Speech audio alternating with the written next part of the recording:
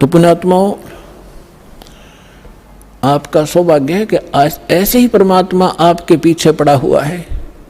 आपके पास कोई भगत मिला होगा, कोई पुस्तक लेकर गया होगा, किसी ने सीडी दी होगी। वो प्रेरणा अपने बच्चों के माध्यम से कहते करे कराव साइया मन में लहर उठा और दादो सिर जब डर जीव के आप बगल हो जा।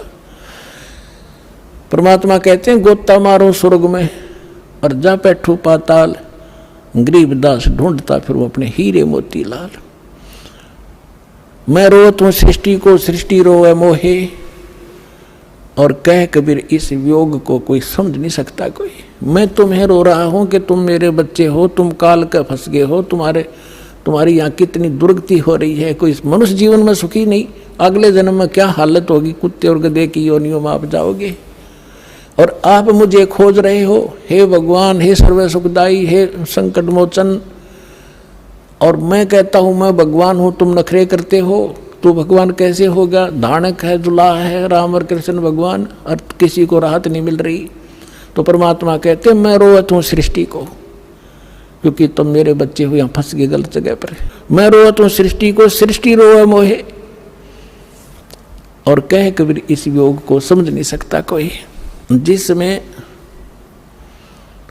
धर्मदास जी को परमात्मा मिले और फिर उनको सतलोक लेकर गए, फिर उनको छोड़ा, वापस अपने यथास्थान को दिखाकर अपनी वास्तविकता से परिचित करा के जब परमेश्वर ने धर्मदास जी को नीचे छोड़ा तो फिर वो समझ गए, क्योंकि सारी लीला मालिक ने की हुई थी।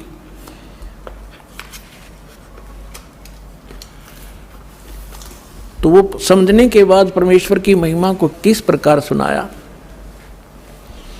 धन धन सतगुरु सत कबीर भगत की पीड़ मिटाने वाले। धन धन सतगुरु सत कबीर भगत की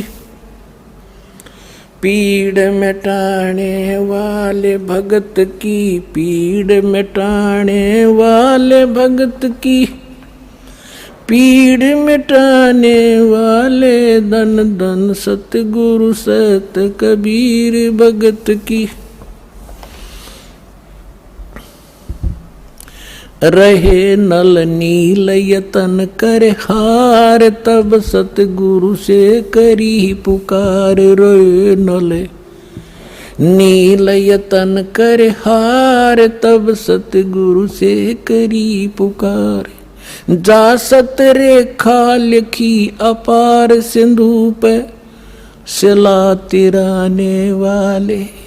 जा सत रेखा लिखी अपार, सिंधु पे शिला तिराने वाले। धन धन सतगुरु सत कबीर भगत की पीड़ मिटाने वाले, भगत की पीड़ मिटाने वाले, भगत की पीड़ मिटाने वाले। धन धन सतगुरु सत कबीर।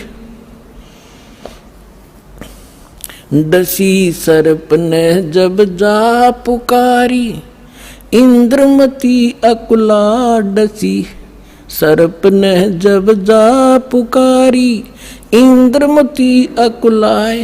आपने तुरंत करी सहाय बेरूली, मंत्र सुनाने वाले।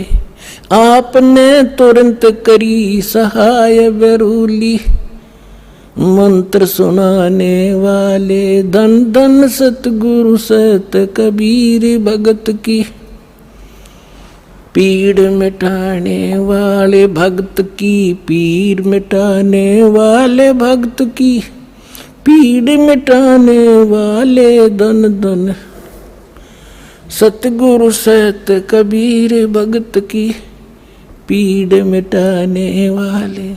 दामोदर सेठ के होते अकाज, अर्ज करी थी डूबता देख जहाज। दामोदर सेठ के होते अकाज, अर्ज करी डूबता देख जहाज। लाज मेरी रखियो गरीब नवाज, समुद्र से पार लंघाने वाले। लाज मेरी रखियो गरीब नवाज समुद्र से पार लंघाने वाले। धन धन सतगुरु सत कबीर भगत की। कह कर जोड़ दीन धर्मदास दर्श दे पूर्ण करियो आस। कह कर जोड़ दीन धर्मदास दर्श दे पूर्ण करियो आस। मेटियो जन्म मरण की तरास सत्य पद प्राप्त कराने वाले। मेटियो जन्म मरण की तरास सत्य पद प्राप्त कराने वाले। धन धन सतगुरु सत कबीर भगत की पीड़ मिटाने वाले। भक्त की पीड़ मिटाने वाले भगत की पीड़ मिटाने वाले। धन धन सतगुरु सत कबीर भगत की। कह कर जोड़ दीन धर्मदास दरस दे पूर्ण करियो आस। कह कर जोड़ दीन धर्मदास दरस दे पूर्ण करियो आस। मेटियो जन्म मरण की तरास सत्य पद प्राप्त कराने वाले। मेटियो जन्म मरण की तरास सत्य पद प्राप्त कराने वाले। धन धन सतगुरु सत कबीर भगत की पीड़ मिटाने वाले। एक समय बनारस के अंदर, काशी के अंदर एक दामोदर नाम के बहुत बड़े व्यापारी रहा करते थे, बिजनेसमैन। उनका अपना एक पोत था, समुद्री जहाज था, और उसके साथ वो व्यापार करने के लिए समुद्र मार्ग से दूसरी स्टेटों में जाया करते थे। उसके साथ और भी उसी शहर के आसपास के काफी अन्य बनिए लोग भी साथ जाते थे उसके जहाज में किराए पर, और अपना सौदा लाया करते थे। सेठ जी बाहर गए हुए थे और पीछे से उनकी धर्मपत्नी, जिसका नाम धर्मवती था, वो बहुत धार्मिक थी। सेठ दामोदर भी बहुत नेक आदमी थे, भक्ति बहुत विश्वास करते थे परमात्मा में। और हमारे हिंदू समाज के अंदर राम और कृष्ण, गणेश और इन भगवानों से ऊपर कोई हमारा इष्ट नहीं था। और ये सभी क्रियाएं हम किया करते थे, जो वो कर रहे थे, जो हम करते हैं वैसे ही वो किया करते थे। उसमें परमात्मा के बहुत से शिष्य हो गए थे और बहुत दुख दूर हो गए थे। एक दिन ऐसे ही उस सेठ की पत्नी धर्मवती के पास एक बहन गई उसके पास कि बहन, हमारे घर पर सत्संग है, आप आ जाओ। तो उसने सोचा चल, वो बहन ज़्यादा उसके निकट थी और पहले कई बार चर्चा कर रखी थी उसने परमात्मा की। तो धर्मवती ये कहा करती, कभी आसपास आपके गुरुजी आवे तो उसमें बताना, मैं दीक्षा अगर ज्ञान समझ में आ गया तो मैं दीक्षा लूँगी, वैसे नहीं लूँगी। तो उस बहन ने अपना सत्संग करवा लिया और उसको अपनी सहेली को आमंत्रित किया। अपने आत्माओं परमात्मा का ज्ञान, ओए होए, और ज्ञान सब ज्ञानड़ी, कबीर ज्ञान सो ज्ञान, जैसे गोला तोब को करता चले मैदान। परमात्मा ने सृष्टि रचना सुनाई। परमात्मा जहाँ भी नया सत्संग करते थे सबसे पहले सृष्टि रचना सुनाया करते थे, और फिर मालिक की वाणी में उनके शब्द में ज़्यादा कसकती आत्मा तुरंत खिंच जाती थी। सारा ज्ञान सुना।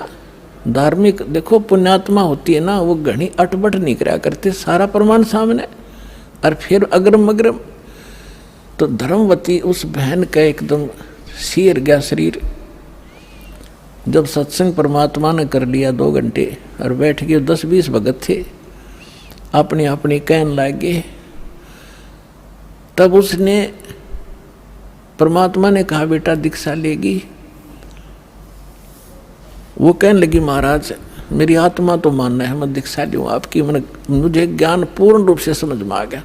कुछ तो उस बहन ने कई बार सुना रखा था और फिर परमात्मा ने फिर उसको सही सुचारू कर दिया। पर भगवान तो एक समस्या है मेरे सामने। तो परमेश्वर कबीर जी ने कहा बोल बेटा क्या शंका है वो बता मुझे। कि यूँ कहा करें, यूँ सुना है मैंने कि जोड़े में नाम लेना चाहिए।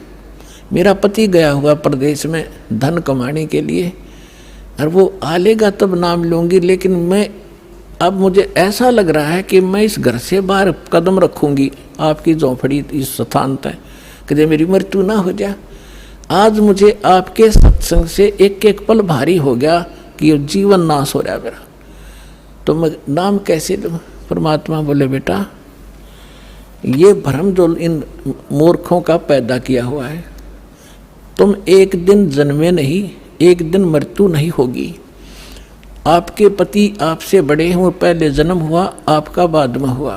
फिर उसने कहा जी मैंने उनसे पूछा नहीं है और आज तक मैंने कोई भी काम उनसे बगैर पूछे किया नहीं है, और कहीं वो मुझसे नाराज ना हो जाए, मैं पाप की भागड़ ना बन जाऊं।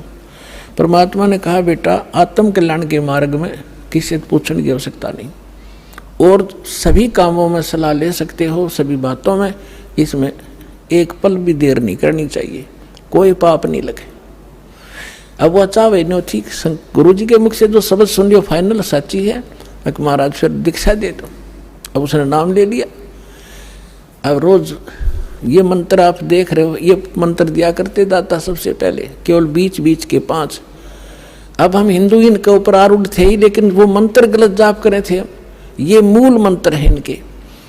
जैसे आपको बहुत बार बताया है, जैसे एक भैंसा होता है या ये बैल होता है, खागड़ जिसने कहे, उसने वैसे कहे जाओ भैंसा भैंसा कतई नहीं सुने, अरे एक बार न्यू कर दे हुर्र, वो न्यू देखेगा और भाग उसकी तरफ दौड़ना हो जाएगा। तो उसका अट्रैक्शन है, विवश है उसके उस शब्द से, वो खिंच जाता है। तो ये वो मंत्र है। और परम संत से लिए बिना ये मंत्र सूखे जाप करने तो लाभ नहीं हो। एक नियम है, उस नियम के अनुसार ही आपने चलना पड़ेगा। तो ये मंत्र दिए उसने, वह तो गदगद होगी, अक्सर भगवान ही न था। यही तो हम देवता पूजा करते थे। परमात्मा ने कहा बेटिया पूजा नहीं है, ये यहाँ के संरक्षक हैं और मूल पूजा तो सतगुरु की है। अब परमात्मा ने उस समय ये तत् और सत और सार, ये सार नाम ये छुपा कर रखना था। ये प्रथम मंत्र इसलिए दिया था कि इनके संसारिक काम सुलझे रहेंगे, इनको सुख होता रहेगा, इनकी भगवान में आस्था बनी रहेगी, और इस मंत्र से इनका जन्म मनुष्य का होता रहेगा। इन आपको यहाँ तक लाना था, इस बिचली पीढ़ी तक। धर्मदास मेरी लाख दुहाई, ये मूल ज्ञान और मूल मंत्र की दबार ना जाए। मूल ज्ञान बाहर जो पढ़ी, बिचली पीढ़ी हंस नितर ही। मूल ज्ञान तब तक छुपाई जब तक द्वादश पंथ ना मिट जाए। जब तक ये कलयुग 5505 वाला समय नहीं आना था, तब तक इसको गुप्त रखना था। सभी महापुरुषों से परमात्मा ने प्रतिज्ञा दिला दी थी। तो इस मंत्र को पाकवा तो गदगद होगी, खूब डट कर भजन करे, आत्मा बिल्कुल खुश होगी। जो भूत प्रेत की बाधाएं थी थोड़ी बहुत सबके घर में बढ़ रहेंगे, वो भाग भूगे, उड़गी सी काया होगी। अब क्या हुआ, सेठ जी आए 1 महीने के बाद में। अब वो बुद्धिमान बहुत थी, उसने सोचा कि मेरे पति को यदि कोई थर्ड पर्सन न्यू बतावेगा कि तेरी पत्नी सत्संग में जाती है और रात को जाती है, क्योंकि परमात्मा अधिकतर रात को सत्संग करते थे, क्योंकि दिन में तो किसी को फुर्सत नहीं छोड़ रखी काल ने धंधे में। तो उसने सोचा कि ये कहीं इसके मन में मेरे प्रति कोई दोष ना आ जाए और हमारा घर नरक बन जाए। अब क्या हुआ, जिस दिन वो सेठ वापस आया उसी दिन सत्संग था भगवान का और किसी के आसपास ही। तो उसने सोचा कि अपने पति को मैं पहले बता दूं सारी कहानी, और ये ऐसा व्यक्ति है अगर मेरी बात को ये मान लेगा तो फिर ये किसी की नहीं सुनेगा। तो जब वो खाना खाने लगा खाना खिलाते समय उसकी पत्नी ने कहा, जी मेरे से गलती बन गई और मुझे अक्षमा करना, करोगे, माफ करना। तो वो कहने लगा कि मैं अपनी पत्नी पर विश्वास करता हूँ, मेरी पत्नी ऐसी गलती नहीं कर सकती जो अक्षम्य ना हो। फिर भी बता, अक जी सचमुच माफ़ कर दोगे, गुस्सा तो नहीं होगे? अक ना, तू बता। मैंने जी आपके पूछे बिना, मैं ऐसे मेरी पड़ोसन नाम ले रखा है और उसके साथ में सत्संग में चली गई और परमात्मा की वाणी सुनी मैंने, मेरा दिल कर गया नाम लेने, और मैंने आपसे पूछे बिना दीक्षा ले ली। तो वो बोला, बड़ी अच्छी बात, इसमें क्या पूछना था? या कोई बुरा काम किया तूने? भगवान की भक्ति की, बहुत अच्छी बात है। उसका उल्गा सा हृदय हो गया, अके भगवान बड़ी दया करी दाता, ये तो बिल्कुल सरल देसी बन गया। फिर उसने एक और पॉइंट सोचा कि एक बार इसको वो सत्संग स्थल दिखा दूं जहां हम जाते और आते हैं, ताकि लोग इसको भ्रमित ना कर दें, तेरी पत्नी रात में भी जाती है तो यो आदमी का जल्दी सी सेट नहीं होया करे। और उस दिन सत्संग भी था, तो उसने कहा, जी ऐसा है, गुरुजी का आज सत्संग है वहाँ पर, और मेरी साथ की सारी सहेली चली गई, मैं आपके भोजन पानी में लग गई और देर होगी और ना गई तो गुरुजी के दिन नाराज हो जा, आप मेरे साथ चल पड़ो। तो वो कहने लगा, देखो मैं थका हुआ हूँ, दूर से आया हूँ, आप जाओ। और न बोली, आप मैं जाऊँ कैसे, रात का काम, कोई साथ नहीं मेरे। तो कहने लगा, मैं चल पड़ूंगा और जाते मुझे नींद आवेगी, बता मैं क्या सत्संग सुनूंगा। उसने पता था कि एक बार यूँ चल पड़ा और सत्संग सुन लिया तो आली नींद इसने। तो वो कहने लगी, आप यूँ करियो, पीछे सी बैठ जियो, नींद आ जाए तो सो जाइयो, गुरुजी कुछ ना कहा करे। तो उसने सोचा चल फिर तो कोई बात नहीं। वो दोनों पति पत्नी आ गए। अब बैठ गई पाछे ने, वो बैठ गया पीछे ने, भगतनी बैठ गई भगतमतियों में।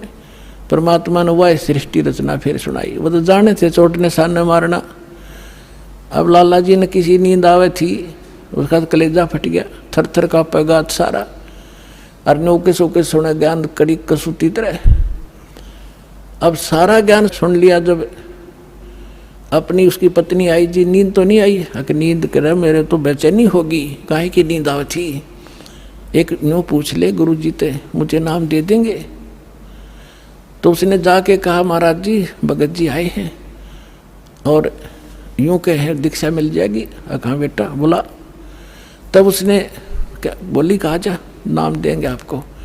सेठ जी जाकर बैठ गया पास में, कहने लगा, भाई सुन ले लाला जी। परमात्मा बोले, देखो सेठ जी, आप हो इन देवताओं के गणे पुजारी, और परमात्मा का नाम लेने के बाद आन उपासना नहीं करनी होगी। वो कहते हैं 100 वर्ष सतगुरु की पूजा, एक दिन आन उपासी और वो अपराधी आत्मा फिर पड़े काल की फांसी।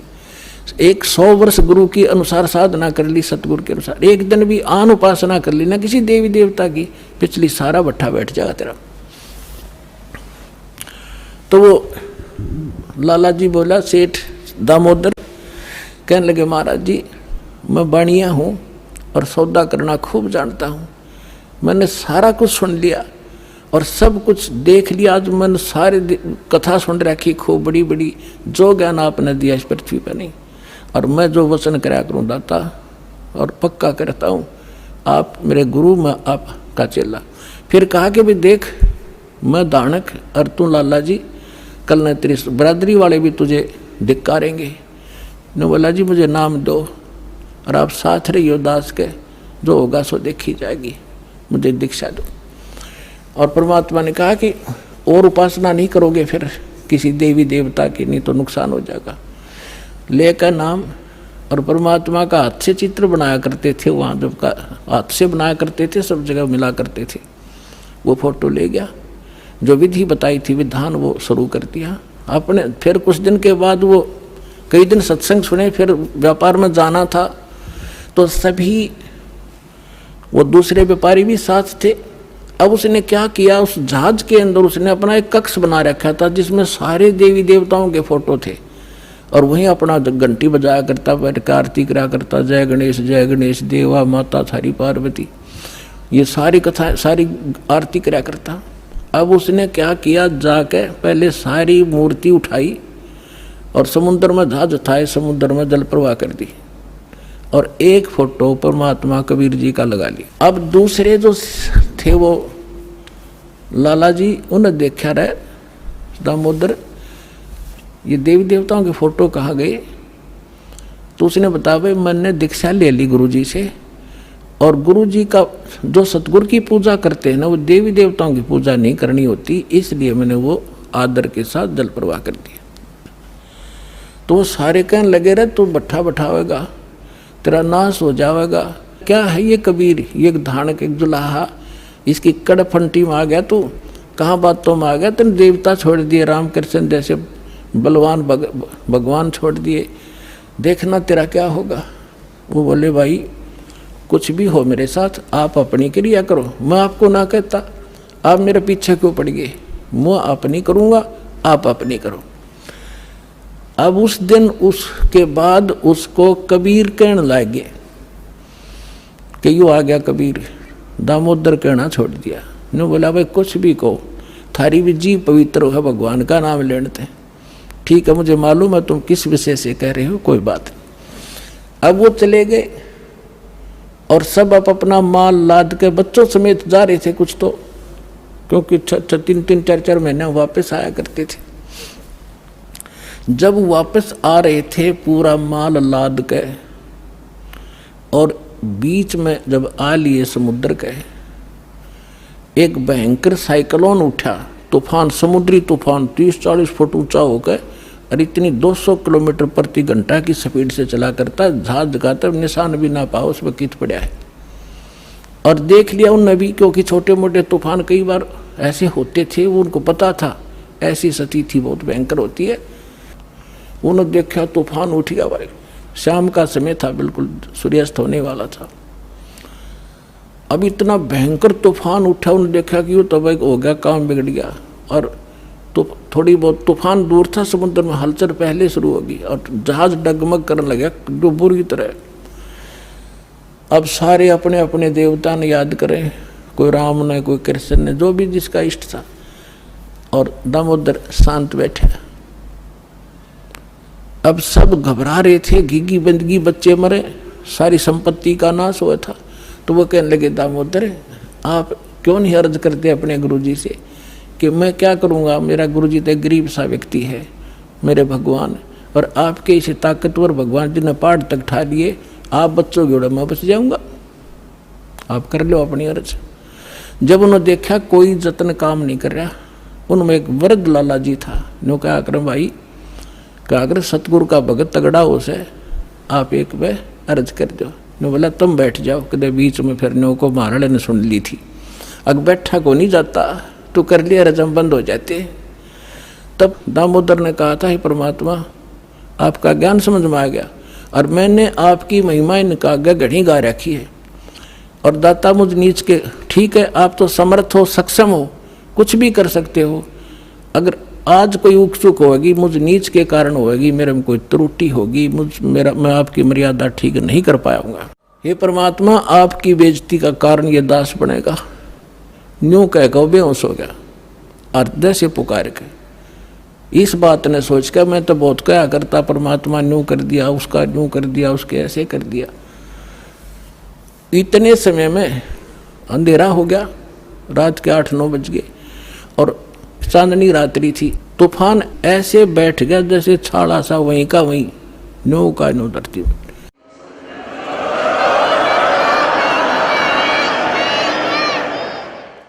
और समुद्र के जल में जरा सी भी हलचल नहीं। अब उस दामोदर को पानी के छींटे छाटे मार के मुंह पे होश में ले आए। तब उन्होंने कहा कि भाई दामोदर हमसे बड़ी घनी गलती हुई, हमने आपके गुरुदेव की बेइज्जती करी, हम कति नीच प्राणी हैं। और उन्होंने संकल्प कराया था कि यदि आज जान बच गई, हमारे भगवान तो फेल हो लिए, जब आज ये तूफान रुक गया और हमारी जान बच गई, दामोदर हम तेरे साथ चलाएंगे, नाम लेंगे उस परमात्मा का। तब दामोदर को कंधे पे बैठा लिया उन लालाओं ने। हर ने बोले बोलो दामोदर की जय, ने बोला नहीं, जय बोलो जिसने यू काम कराया है। बोलो कबीर परमेश्वर जी की जय हो।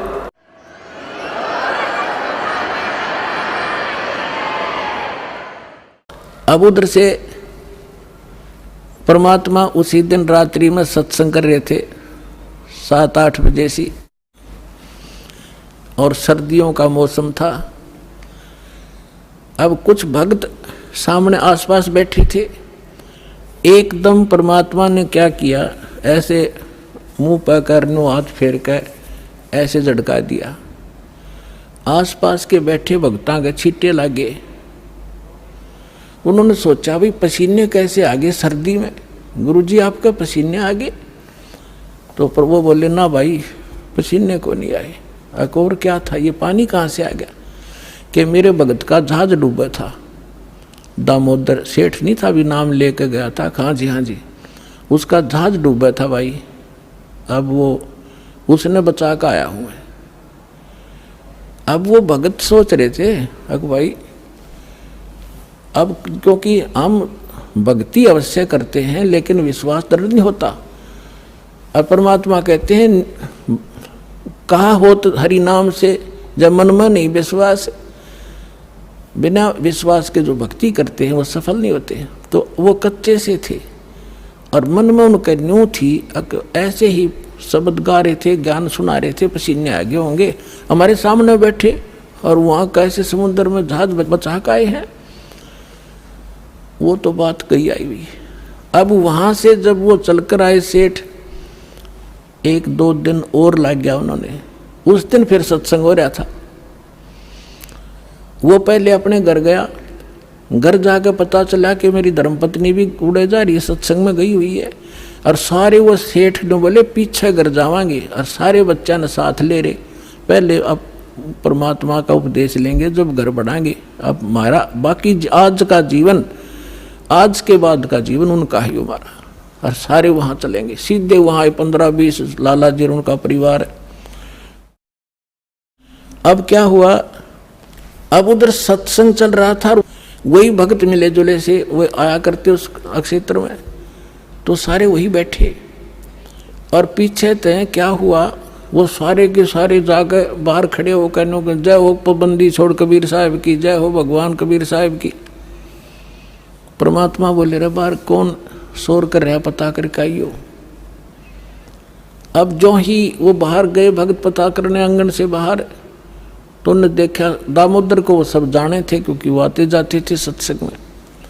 तो उन्होंने आकर बताया जी दामोदर सेठ आ रहा है और उसके साथ और कई लाला जी हैं, सेठ हैं, और आपका दर्शन करना चाहते हैं। बोला बुला लो भाई, क्या बात होगी।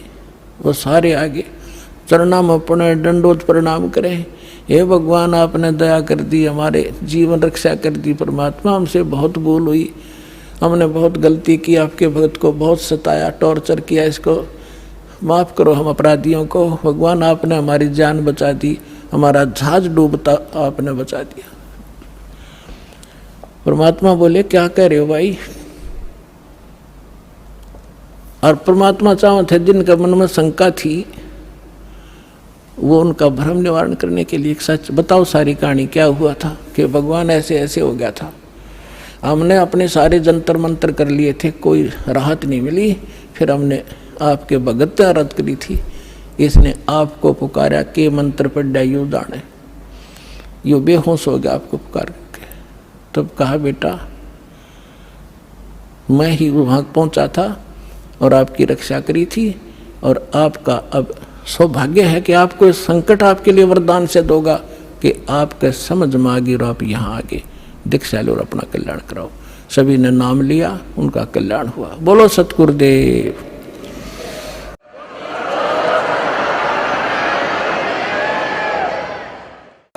दामोदर सेठ के हुए थे अकाज, अर्ज करी डूबता देखे जहाज। दामोदर सेठ के हुए थे अकाज, अर्ज करी डूबता देखे जहाज।